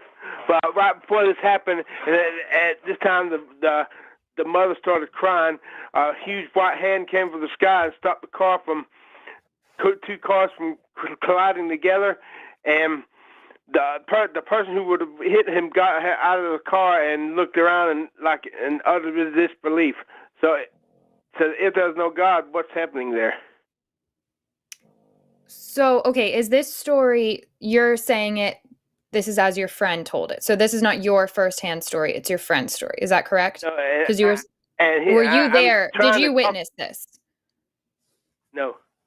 Okay, gotcha. And so a hand came from the sky, is what you're saying happened? Big white hand. A big white hand. Yeah. I'm gonna get him. I'm begging him to do the video because I want. So I have a question. It physically came from the sky. Were there reports in the news that day from other people that saw this hand coming out of the sky? Because something like that, a hand coming out of a sky big enough to move a car, I would have to assume that if that really truly happened, that other people would have seen this UFO, or I guess it was kind of identified as a hand, HFO. When I say it comes from the side, it didn't come all the way from the sky. It came from the air above the cars. So it appeared out of the air. And so Yes. Who all saw this? You're saying that the guy and his wife and the other car saw it happen? Best friend Dudley, and presumably the other man saw it because he got out of the car, looked around, and uttered disbelief. But I don't know whether so we don't know that he actually saw it. Is there a chance that he was just in shock from the almost accident that just happened? Because he didn't actually say, "Hey guys, I saw a hand." But my best friend and the parents saw the hand, definitely. But who's But to the guy say getting out of that? But it could have been. Who's to say that this was God and not aliens? Like, who's to say that that was, like you have to agree. you. Something happened. Something happened, and Here's what I have to tell you, Chris. So here's my problem. If you're offering this as a good reason to believe in a God, I've got a few issues. Number one, if the best evidence for something, for the existence of God, is that in 1986, you had a friend tell you that this thing happened during a traumatic moment. So we know that the brain, like, people have all kinds of stories. We also have situations where people said that they all saw together a UFO come down and an alien get out and like do stuff. And, so these things are not new. We hear all kinds of crazy stories like that. And I'm just not sure how to get from this crazy story that you're telling me that may or may not be true, that we have no other evidence for or anything. How is it that a God chose to interfere during a car accident, but why didn't he put down his hand during the Holocaust and prevent some of those people from dying? Or all of them? Why did he choose to rescue your friend? And why doesn't he choose to interfere and send down a hand when a priest under God's own roof, supposedly, is molesting a child? Why doesn't God send a hand in there? Why doesn't God send in a hand when a child is born with a congenital defect that causes them to just suffer until they die? Where is God's hand then? That's what I'm confused about as to how this particular incident happened and was the hand of God. Can I answer it? Can I try to answer Please. it? Yes. First, I can understand because I'm so angry at God. I got things wrong with me. You don't know how many times I've cursed and swore at God because He won't answer my prayers. I can't stop believing Him, but I'm so angry at God. You just don't understand. I'm angry at God because I'm doubting Him. I'm angry. But anyway, the only reason I can give for why He does like help somebody, Tim Tebow, win a football game is because when God turned over this world to mankind, He backed out of it. He gave this world in man's hands. So basically, it's the law of the jungle. Might makes right, and we should love one another. But some of us do good things, others do bad things. But when you have faith in God, that enables God to, in the end. I'm trying to find. Okay, he because of Adam's sin, because of Adam's sin. Now, whether Adam and Eve were people, I don't know. I think they were allegories because I did not believe in Noah's Ark. I did not believe in the Exodus, and it's really distressing. I just can't stop believing in Jesus. But because Adam and Eve wanted to do it, mankind wanted to do it their way, the God stepped back, and in other words, for his sense of honor, He only intervenes when people have faith, and that's really an indictment against us because if Christians had more faith in God, they would be doing more things, and God would be acting more in mighty ways, and just So, Chris, I'm sorry, I'm going to interrupt you real quick. So, I have a question for you, though. I understand. First of all, I'm so sorry for the things you've been through, and you said you had a stroke, and I'm not angry at God because I don't believe that a God exists. If I were you and I believed in God, I would be angry at that God. So I have full empathy for where you're at. I want to ask you this. So you're saying that this is just kind of, which is how I grew up believing, like this is just kind of like God's jungle and everything kind of went to shit because of Adam and Eve. And now all these kinds of things happen and don't happen. And God intervenes sometimes and sometimes doesn't. But let me ask you this. If you were God, if you, Chris, were God, if you had the capabilities of God, we don't even have to say if you were God, but if you had the capabilities of God, would you have interfered when children were being abused? Damn right I would. You are better than your God, Chris. And so you have every right to be angry, but I'll tell you what, you don't even have to be angry. Because what happens when you realize that you don't have good reason to believe, thank God, this monster doesn't actually exist, when you don't have to believe that that monster exists anymore, the anger gets so much better. And you can redirect it toward the people that you should be angry at, which are the people that do let that abuse continue and do let that harm happen, the people that are responsible for the Holocaust. But when you continue to just say, this is God's country, this is God's jungle, and he just does what he does, then yeah, you're going to end up, if you're honest, you're going to end up really angry. And I believe that you are being honest, but I also believe that you're believing things you don't have good reason to and that are harming you to continue believing them. So I'm going to go ahead and, and I really appreciate the call, but go back and think about these things, because you just told me a lot. You are more compassionate, caring, loving than this God that you believe in. And so if that God exists, then that God is a monster. But luckily, I don't see signs that that God does exist. So I really appreciate you calling, Chris, and I appreciate you speaking with us tonight. Is there anything else before I let you go? And on a positive note, the one thing I hate, I've been reading, and they're trying to say head covering for women and burqa. That burqa and head cover makes me angry. So because they can't control their sex drive, want to force women to hide their beautiful faces in veils and head coverings. No. I will be goddamn if I want to go out of town and see all my women and not be able to see their beautiful faces and these beautiful girls. So I love good-looking girls. You both look really good. I'm not hitting on you. You both really good. Look good. I'd rather see your faces and you than women walk around and just some stupid. I appreciate the intent behind what you're saying, Chris. I appreciate that. I think I'd urge you to go listen to some more episodes so you can hear how, I know you're mad about the burqa, but Christianity does this very similar things to women. I struggled with it. You can go listen. I talked about it on my, I just was on The Thinking Atheist with Seth Andrews, and I talked a bit about my story more in depth there. So I'd love if you go listen to that. But thanks again so much for calling, Chris. I really did appreciate the call. Chris. One thing, one day I want to get cosmetic surgery and be a good-looking guy myself, because right now I hate the way I look and I'm angry at God for that. I want hair transplants. So I'd rather I said this in hyperbole. I'd rather push a Chevy from one end of hell and back forever, eternity, with a head full of hair than go to heaven and look like I do now. Chris. I look. Well, thank you for calling, Chris. I'm gonna let you go now. But yeah, go read some more about this God. I think you might feel better at the end of it. Bye-bye. Oh, that makes me so sad when people are being genuinely honest. Because I truly believe that if you believe something, you can definitely alter what you learn about that thing, which can alter if you believe in it or not. But if you believe it, you believe it. You can't get around that. So I think he's being honest that he believes. It just makes me so sad that he's also in that part where he's acknowledging these discrepancies and would do better things if he was a God, which I think I know we talk about like all the, Christian hate and stuff, but I think most Christians are significantly better than the God that they believe in. And that to me says a lot. So anyways. Yeah.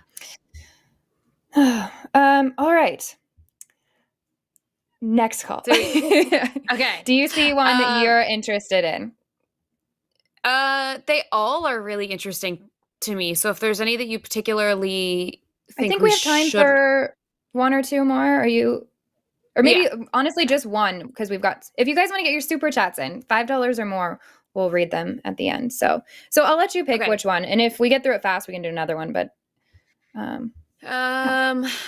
okay, so I'm gonna pull in Joe. I think I'm gonna pull, Joe into the call. I do like some of these other calls too, but this one is just a little bit different than some of the other conversations we've had. So I have Joe.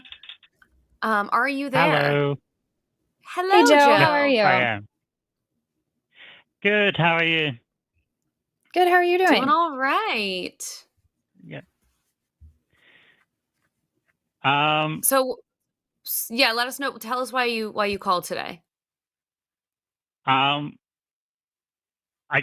of all, I want to quickly apologize to Eve and Jimmy. The last time I called was inappropriate, and I put you in an awkward position. So I wanted to apologize for that. If it's any consolation, I don't even remember what the call was about. So Yeah. your name isn't Tim, and you didn't call me honey. So you're not registered on the calls I Yeah.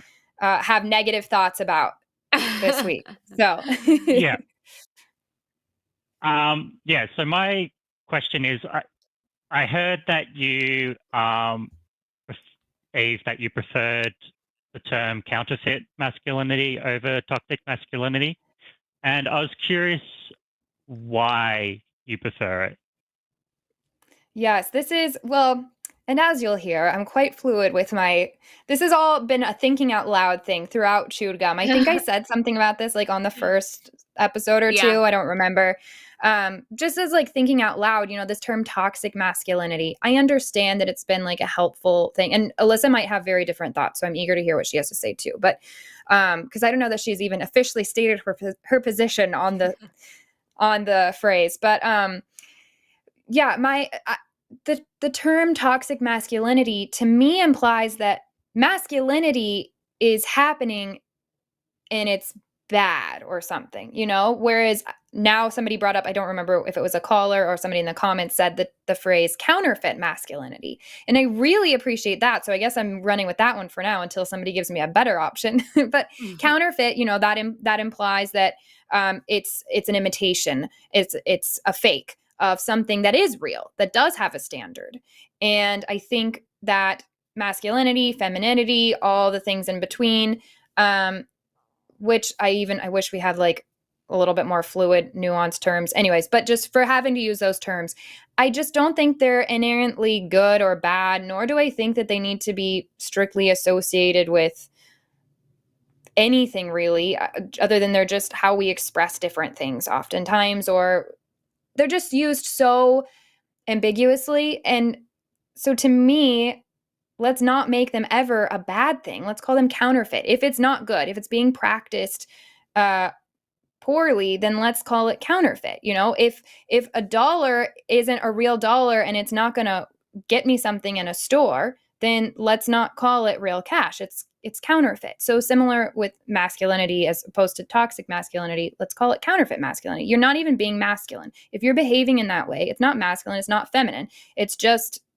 counterfeit something. It's bad behavior. That's honestly, that's what I really like saying is bad behavior. But that's my long, not well thought out answer. Alyssa, what do you think? I love this line of thought so much because I agree. And I've been in sort of a Bell Hooks and Brene Brown like tornado recently where I'm just consuming a lot of their content. And if anybody is interested, both of them are wonderful writers and have really great books about Bell Hooks talks a lot about the patriarchy and masculinity and that sort of stuff and gender roles. It's really interesting. And Brene Brown talks a lot about like leadership and vulnerability and courage and that sort of thing. And one of the things that came up in a book that I'm actually listening to the audiobook of, I'm not reading it. And she talks about how vulnerability is defined as basically putting yourself out there when you know that there is significant risk of emotional or physical harm to yourself, and you continue to put yourself out there.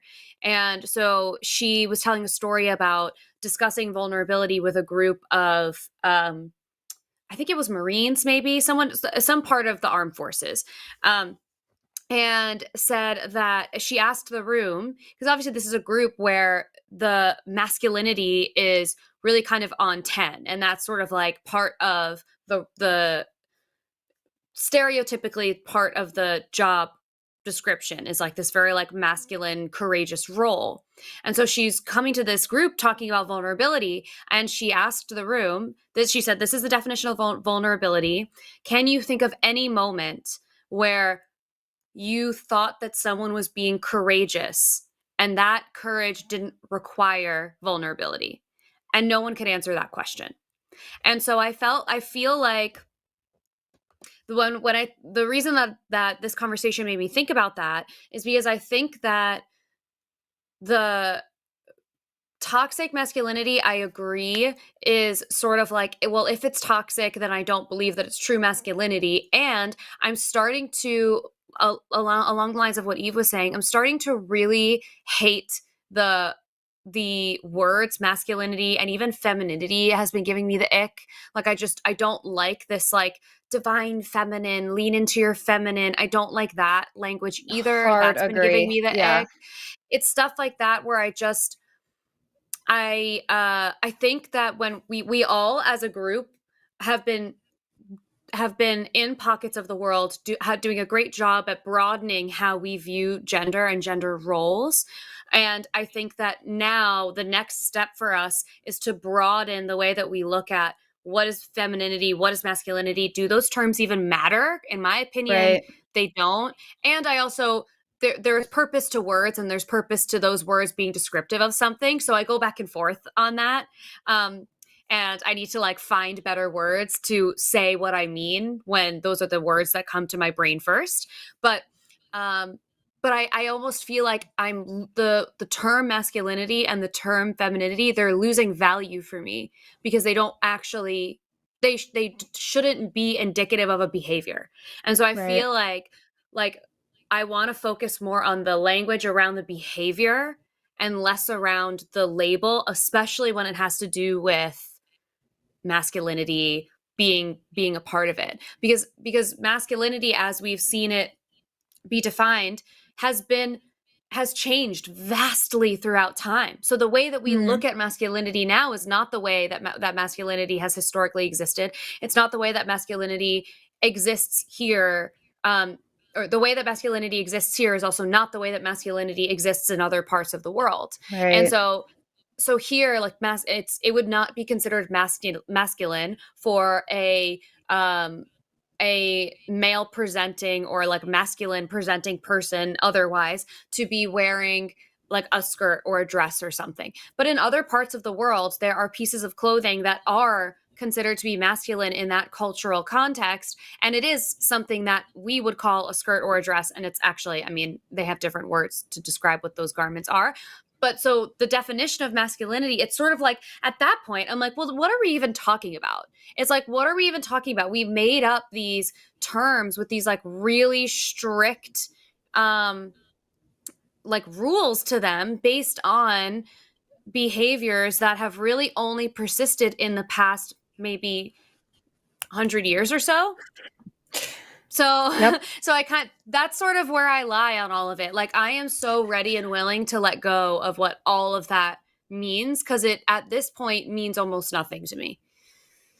That was a really long-winded way to answer that, Joe. I promise we'll let you respond real quick. I'm just going to say, after listening to that, Alyssa has now reverted me back to my position of I just want to call it bad behavior because I really fully agree with her. And I understand colloquially like how we use toxic masculinity and that it has a place and all this. And I'm sure you'll hear me say it on the show still. But if you actually ask me for my firm opinion, after hearing Alyssa's beautiful words, I'm just going to go back to I prefer bad behavior or harmful behavior if we're going to get really specific. Harmful behavior. Anyways, Joe, what are your thoughts on all of that? Thanks for listening to both of us. Yeah, thanks for hanging in. That was a long one. No, it's it was really good to hear Alyssa's that I'm gonna keep saying that name wrong. I'm sorry. It's so fine. It's so, my own grandmother calls me Alyssa, and she's known me my whole life. Yeah, because a lot of the points that it's all good. A lot of the points that you brought up about like what does even masculinity and femininity mean anymore, and I obviously because I'm non-binary, I really relate to that very strongly, and so for me, what I've been doing is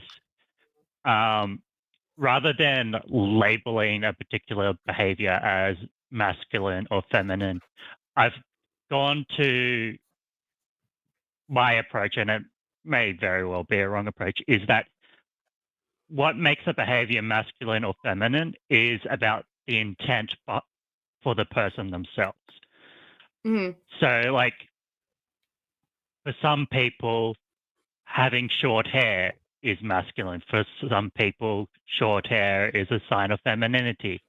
And like, as these gender roles have evolved across time, like high heels were invented by Western civilization for men because they Right. made men taller. And so tall was a masculine trait. So this was a way to artificially do that. So, but nowadays, high heels is feminine. So it's, for me, it's rather than labeling a behavior as masculine or feminine, it's about what it really comes down to. What is this person trying to express about their gender in this particular behavior? And I also, but that, a lot of that is about things I would like our society to go to. But while we currently live in the situation where people, for the most part, do find a use for masculinity and femininity, I think it's still useful to use those terms. And to get back to that, with counterfeit masculinity, what I actually like that over toxic masculinity because it acknowledges the intent behind the person to try and be masculine in this behavior while also not acknowledging that it's not real masculinity. Yeah. Yeah, that's a good point too. No, I love all of that. I think this is such a nuanced thing. And even while you're talking, then I'm like, well, yeah, I understand it can be really affirming to some people to call something feminine or masculine or whatever. So I think it's just it's when we talk about these things that are so subjective, it really comes down to the individual and how they relate to it. So anyways, I appreciate all those thoughts. Yeah, this was a super interesting conversation, and I appreciate you giving us space to have it. Yeah. Thanks so much for calling, Joe. I'd love to talk about it more, but obviously we've answered the question. We can move on and maybe talk about something else later. Yeah, and if you ever have further thoughts, if you reach another conclusion, call back and change my mind again. Let's see how many times I change my mind about this topic, everybody. And let's see how many times I change my mind halfway through the conversation. Love it. Thanks so much, Joe. Have a great evening. Thanks, Joe. Same to you. Bye-bye. Aww. Yay, I'm so glad they called. I love that conversation.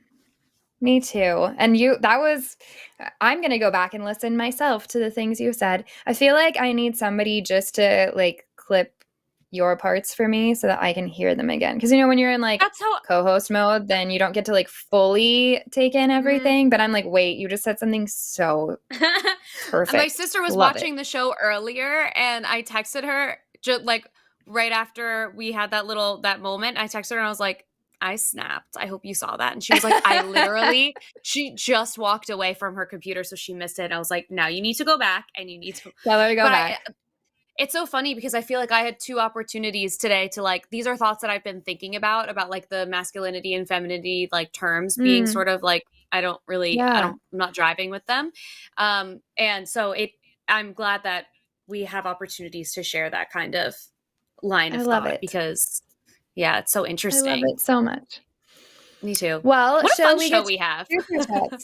I love it. I love all the things we get to talk about. Here. I feel like it's like one of the most broad. I mean, it's not really, but it feels to me like we have a very, obviously we're the best show on the line. So anyways, let's read some super chats before we let's do it. Before we go to bed. Oh, $5 from a Morgan. Why don't theists like to argue with Eve? They can't solve the problem of evil. That's so good. Thanks, Amargan. My favorite Amargan. The problem of evil. That's really good. $6.66 from Alishana Silverbow. This wedding I went to last week was so emotional. Even the cake was in tears. Grazie. Oh, that's I love the How- jokes. These are amazing, guys. They always send great jokes. It's always a good pun. I'm like, how are these always like just top of mind for you? I'm not that quick. Well, and half of the time though, you and I both are like, what? Remember the I first know. episode when we were reading like the GFY? We were like, what's GFY? Oh, yeah. And like I trying know. to painful. Oh man. Now $5 we for have a new Monkey at language. Typewriter. Yes. The Christian reaction to Eve's marriage gives big, why does this ink blot look like my parents fighting energy? Folks just see what the fuck they want. Yeah. That's really funny. The projection is fully happening. Really is. Oh man. And I forgot that the screen widens. So here's like my suitcase and all my crap. Just ignore it. It's all right. Then everyone gets a full view of. I have 3 of the 4 dogs on the bed right now. Oh. There's 3 of them. $5 from Skeptoideus. I like to call the people complaining about Eve's marriage Christians because they're acting like Cribstons. That's funny because they're acting like friggin' babies. I agree. But they're so persecuted, you guys. So persecuted that sometimes atheists go get married. It's really so crazy. Really wild. We should all feel very bad for them. $5 from Jax Takabe. Just found the line a couple months ago and loving all the shows, but Chewed Gum and Takis are my fave. Yes, thank you. Those are the best choices. Not gonna lie. Thanks so much, We Jax. love Arden. I love Arden so much. So I love Arden. She's the best. She's the best. 10 Canadian dollars from how do you say that? Nasius? That's all you, girl. You said that's your super chat. I said it it's not my turn. Nacasius. I don't know. If anyone wants to give me a better pronunciation, let me know. I'll look in the chat. The Gregorian calendar is the calendar most used in most parts of the world. It went into effect in October 1582 following the papal bull Intergravissimus issued by Pope Gregory the 8th. I think that's the 8th. I don't have my glasses on either, so I'm on the squeaky wheel. 13th? Oh, it's the other way. X is X is a 10. 10. Girl. I'm not good with anything I love number that you related. Got that one. That's Currency. So good. I know, really. That is true. Currency and then Roman numerals. I feel like, I genuinely feel like I missed learning that in school. I literally don't remember learning that at all. I always think about like, what did we miss? That was a day that I was fake sick. You know what I mean? I'm like, how did I miss that? Everyone learned how to read Roman numerals and I just didn't. I was homeschooled, so that's my excuse. I was learning that dinosaurs were fake and that scientists had all scammed us into believing that the Earth was millions of years old and it was only thousands. So that's my excuse. Oh, man. Thank you. Is it Nicasius? Nicasius. Let's go with that. That feels nice.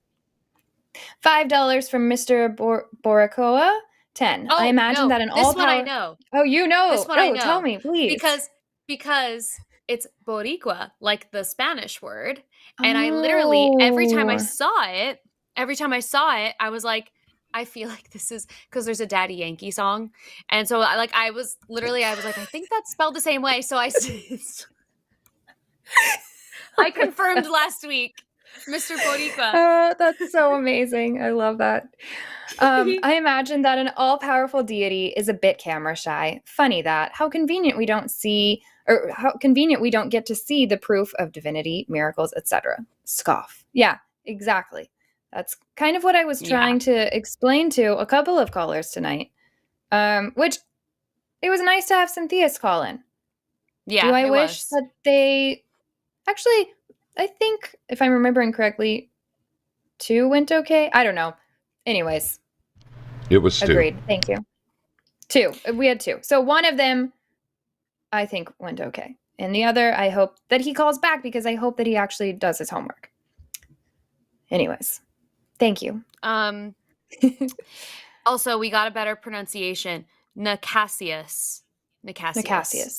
Thank you for that. Yes. Thank you. Do you want me to read this one? $5. Are you ready? Yes. I can do it. $5 from Skeptoidius. Christianity is a branch of Judaism, and Judaism is a branch of Yahwism. There's a reason why God is sometimes referred to as Yahweh. History is fun. Oh. Yeah. I really That's so would encourage interesting.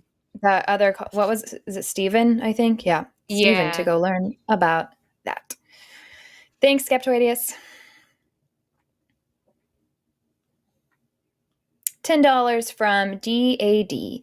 Hey, I love you guys and the show. I want to ask, at what point does regularly admiring people for how they look in public or a work setting become problematic gawking? Do you mean like how long of physically looking at somebody? As far as when does it become problematic, I can't tell. Some people are going to say, I think I just being don't stared at. And some people are going to say, I just think don't let somebody Just don't notice. Err on Yeah. the side of don't look at somebody long enough for them to figure out that you were Yeah. doing that, you know? Also, it's totally fine to like give somebody a smile or like but this whole like gawking thing, I don't know how to answer that question really. I would have to hear like a specific. Alyssa, what do you think? I think also just don't stare at people in general. Like I Yeah. think I lived in New York City for 8 years, and I learned that very quickly. Because if you stare at people, you very quickly get like the fuck are you staring at? What are you looking at? Yeah. You know, like that sort of thing. And so now I feel like I've become an expert at averting my eyeballs elsewhere, and zoning out at the floor and not at a person by accident. But yeah, I wouldn't stare at people. I just don't, I think unfortunately we are in a situation where that makes people feel unsafe. And so prioritize people feeling comfortable and safe around you. And if you want to like talk to somebody, make normal conversation, then you can do that. But I wouldn't just like stand across a room somewhere and stare at anybody. Yeah. Agreed. Sorry. Now I'm yawning. Thanks, It's okay. DAD. $5 from SJL. Did you get your wish and get any good Theist calls? I'm not sure I'd qualify them as good, interesting in some ways. What do you think? Yeah, I mean, they were, as far as actually having people tell me what God they believe in and why, I really appreciate that, because oftentimes when I'm on, like when I was just recently on an episode with Forrest and with Matt and Jimmy, people won't even tell us what God they believe in, like how they would define that God. And so I do appreciate that. I feel like both of those people were answering honestly. I do think, especially in the first call, there was so much cognitive dissonance happening and like not listening to what I was saying. And that's where the call kind of stopped, going so well, whatever that's supposed to mean. But I do appreciate they were honest. And I would like more calls like that. I will put it that way. So, yeah. But thanks. $10 from Get Stanfield. I think any sense of purity culture or a sense of asceticism, am I saying that right? You guys are really putting us through the ringer tonight. Helps women and men in certain ways. However, that deficit in terms of what is given up, namely freedom, is not worth it. Now I have to read it after reading it out loud. I'm not entirely sure I understand the point. Do you understand? I guess just before I can. Any sense of purity culture helps men and women in certain ways. However, so purity culture may help. It's advertised as helping. When you give up in exchange is not worth any positive that you might gain from it. I don't really you should actually call sometime and share the ways that you do think it is helpful, even with like the context of it's not worth it, and also here are things that if all of that other stuff were not related, maybe this would be helpful, because I'm curious, because my gut instinct is like I can't think of a reason why it would be helpful, but I'm curious and open to hear why like what you feel is actually helpful about it. Yeah, agreed. Thanks, Git. $10 from Jax Tekabi. Butthole behavior to replace toxic masculinity. Yeah. Yes, that's perfect. Butthole I also like calling people turds. Yeah. Like Good old- somebody's that's just a a good- little turd. Just a little turd. Being a little shit. turd. Just A little shit. poop. But turd is like so much funnier because we could just It say just little shit, but is. turd is It just it's just a little turd. is. You're being a turd. You're being a turd. Thanks, Jack. Get butthole behavior. Speaking of butthole. $5 from Jamie M. My partner and I, mid-40s, dating for 2 years, are rarely intimate. We enjoy each other, but it's just not a priority. Yeah, exactly. If that's what, like, back to that other caller, if what was it, Buddy? I think, yeah, if that's what it matters is compatibility. So if you're aligned in what you want out of your relationship sexually or what you don't want, then that's what matters, not what other people think is the norm or is to be expected. If you like, the health of your relationship should speak for itself. So I think that's great. Agreed. And Jamie, I'm glad that you are able to have perspective on this, because I have people who ask me all the time, what's a normal amount of sex that we should be having? Like trying to see what benchmark they should be hitting. And that's just so unrealistic, especially because like whatever makes you happy and makes you both feel satisfied is what you should absolutely do. And sexuality will ebb and flow. You never know. Like who knows, maybe 10 years from now, you'll have some hormonal changes and you both are going to be like rabid little bunnies. Who knows? You just, go with the flow and let your body tell you kind of what it wants to do. So I'm glad you have that perspective and you're not being judgmental of, comparing yourself to other people's sexual situations. This is so much healthier, what you have going on. So thank you, Jamie. 5 pounds. Okay, thank you so much. From Mystic Mind Analysis. To me, masculinity and femininity are reference points. They help me describe styles of expression rather than set in stone rules. Yeah, like those are the moments where I understand the function of masculinity and the function of femininity. And so that it's hard for me to like let go of them completely, but I am definitely recontextualizing them in some settings that I think I previously would have used them, or that they were maybe more traditionally used. And now I'm sort of like, I don't know if I love that any longer, but I understand using them as reference points. Like that's a great example, describing styles of expression, like that kind of stuff. Yeah. $9.99 from Logan Fisher. As a former homeschool YEC purity ring wearing person, I really appreciate the pushback toward and exposure to the harm purity culture causes. Free the woman, free the world, free the men, bring the zen. Love that. Thanks so much, Logan. Thanks for their support. Are you playing a xylophone in your picture? Or are you grilling? What's going on? Oh, wow. Yeah. $10 from Do. Here's a $10 wedding gift. Miss was framed, or Mrs. Eve was framed. Wait, or Miss Eve was framed. I don't know how that works. Alyssa, that's a kick-ass ghost pillow. Thank you. Thank you, I got Do. it on sale. I got it on sale Your ghost last pillow year. is adorable. It has eyelashes. Oh my gosh, how cute. Love it. Love it. So cute. So cute. And thank you so much, too. Yes, and I actually even changed my last name. So now I am a true Mrs., I guess, which I have not done historically. Wow. So, but I was looking for a last name change anyways. And then it was like, oh, now we can like be on the same team and have the same name, which is also a lot more efficient. So yeah, for sure. Thanks. Yes. And our last name was framed, but I love the joke. I mean, I know you're joking.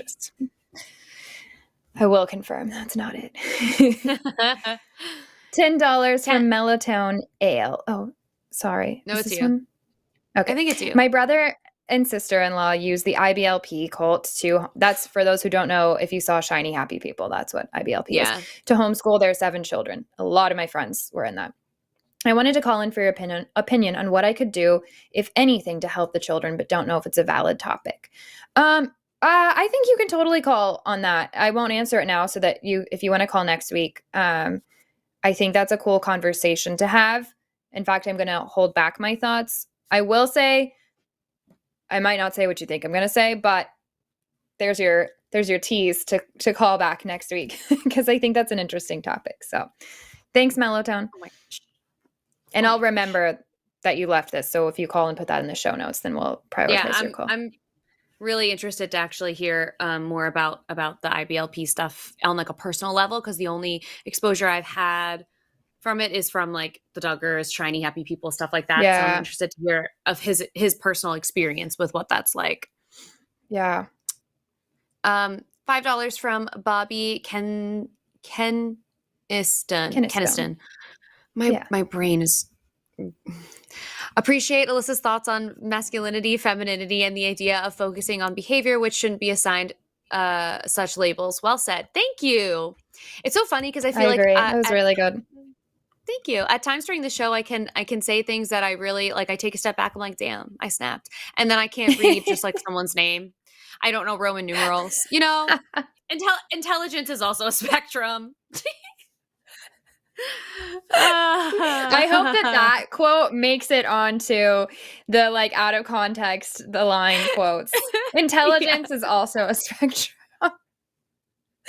It's a really good out of context quote. So good. Thanks, Bobby. So great. $9.99 from Ian Colson. Love this show and the perspective shown here. It was raised by men and it was toxic at times, has changed dynamics, but this show holds a special place in my heart. Thanks so much, Ian. I appreciate that you listen. It's awesome. $9.99. Oh no, this is okay. Yes, this is the one you just read. For a second, I thought it was someone else. But yeah, thank you. $5 from Jamnik06. There were so many layers to that cake joke earlier. It was really the icing on top. That was funny. 10 pounds from Herbie Shine, just to see if Alyssa recognizes pounds without Eve's help. Oh no, because I read that one, but she did. I think she knows it now. I did. Do you know what the sign for euros is? Isn't it like an E with like little, like it's not an E, it's like a this. It like looks like an E. It's like this, and then there's like little like 3 lines. And then yeah. I think okay. Maybe it's 3. Maybe it's 2. I don't know. But thanks, girl. Thanks, I Herbie. don't know. Yeah, thank you, Herbie. $5 Australian from Raven Lunatic. That's funny, Raven Lunatic. To hurry along with Dath merch. Oh, I saw. Yes. Okay. I saw some mock-ups of it, and I actually I don't know. I've seen these mock-ups too. Okay. So my thoughts are, and like this is purely my preference, with the Don't Apologize to Him merch, I would prefer like literally just plain text, like those shirts, like no design on it at all, literally just text across the middle. And that's like all I want the Don't Apologize to Him merch to be. I think we should have a competition, because I really like, I think the one that Arden did, that's like, with the sparkles. I don't want to spoil it. I really like that one. So what if we like, you get that one, I get that one, and we see, we battle it out. Land. But also I really want the plain one too. So I feel I'm like, this is a win-win situation. It's preference. And maybe so it's like, while that's, I don't know. Go ahead. Maybe one day you just want a like black shirt that just says like Dath on it. And maybe one day you want a like bubblegum shirt that says Don't Apologize to Him, you know? So like I want people's opinions, I think we need or both. maybe we do both. Cause like, cause I that's my preference, but I also recognize that that's just my preference. And like, maybe everyone else wants one like a little I kind of fancier. feel like I don't want people's opinion and I want to do both. And don't apologize. $5 from Jamnik06. Wedding cakes taste just like birthday cakes. They just take more commitment. This is great. Love it. This is we actually didn't have a wedding cake. I mean, we didn't have a wedding, so that's the main reason why. But my best friend is making us cupcakes for we're having like a party next Aw. month. So That's yes. sweet. Also, Jamnik also was in the chat and said, Alyssa the minimalist. Look at my room. I don't know about I that, love it. but I do love like it. those like minimal texts. They remind me of like Y2K vibes, like like the Britney Yeah. Spears shirt that says "dump him" on it. Like I just love Exactly. that vibe. Makes me laugh so much. But anyways, I fully agree. $5. Yeah, $5 for a monkey a typewriter. Merch pitch. Use a similar design to the Dare shirt. Dare to tell patriarchal losers to shove it. Always a pleasure. Great show. That's really also funny. a fun idea. I love it. We could have several. We could have a line of death stuff. I would love that. Love it. I So would good. love that. 666 from Aaliyah Shauna Silverbow. Alyssa, does your ghost pillow have a name? Also, doggos. Thanks for the great show, as always. Oh, they do not have a name. So if anyone wants to name the ghosty pillow, please by all means, I will be taking submissions. They will be here until probably November, so we have time. But yes, not a name yet, but I will take suggestions. $5 from Jamnik06. A Christian newlywed couple asked the baker for 1 John 4:18 to be on their cake. There is no fear in love, but perfect love casts out fear. However, they actually got. Do you want to? Whatever. Oh, let's finish it. Sure. However, they accidentally got John 4:18 instead, which reads, "For you have had 5 husbands, and the one you now have is not your husband." That's so funny. That's so funny. That's amazing. So good. I hope that nobody realized. I hope nobody looked it up because I should actually put that on my cake, but with the actual number of how many husbands I've had, just to upset Christians. $5 from SJL. Remove masculinity, femininity entirely. Toxic gender caricature. Yeah, that's really funny. Toxic gender caricature is so funny. Oh, I like the picture of the doggy too. It's cutie. So cute. $5 from Blucero Chicano. Men have historically been defined the opposite of what women are expected to be. This is why trad masculinity is now in crisis. Thoughts? Wait. Okay, so men have historically been defined the opposite of what women are This is why traditional masculinity is now in crisis. Yeah, for sure. I do think that plays into it, because now the things that we were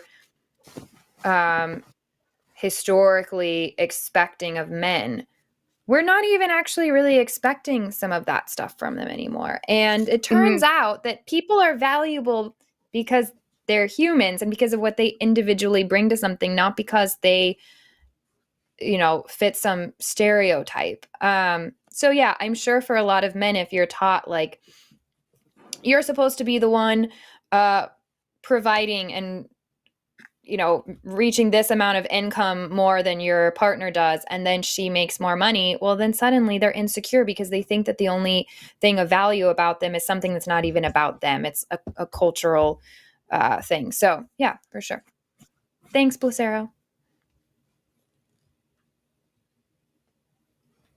$4.99 from Ian Colson. Also, congrats, Eve. Super cool to hear where you've come from and how happy you are now with your partner. Thank you so much. I really appreciate it. A lot of you have been leaving kind comments, and it's so nice to hear. I know I said like the Christians are mad and stuff, but I don't. That's not what like really hits me here at the end of the day. It's all the kind words that you guys leave, and it was so fun to. I think I was just surprised for some reason also at the positive feedback, like about so many people just being genuinely happy for me, people that don't know me in real life, but they're like names that I recognize from the last couple of years online, or like people that follow my content or whatever. And that just, I don't know. I always enjoy being excited for other people. And I feel that way when I see like somebody I'm familiar with doing something cool, or, so it was really fun to be on the receiving end of that. And I just really appreciate all the love from you guys. So thank you all. Yeah. Oh, thanks everybody. Thank you, everyone. Love you guys. Also, on the note of everyone being happy about you getting married, my mom, like, she doesn't watch every episode, but she watches most. So she knew that you were getting married. And so when you posted the pictures I showed her, she was like in her Bronx ass accent. She goes, "Oh, she looks beautiful." And I was like, I know. It says That's so sweet. the family Aw, was I love invested. it. I love it so much. Well, thank you guys so much. And thanks to Morgan for being our favorite producer. As always, thank you to the screeners and the moderators and all of you lovely people in the chat. Don't forget to check out our Patreon, patreon.com/calltheline, so you can keep supporting what we do over here.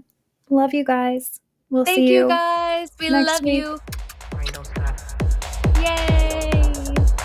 Grind don't stop. So sleepy.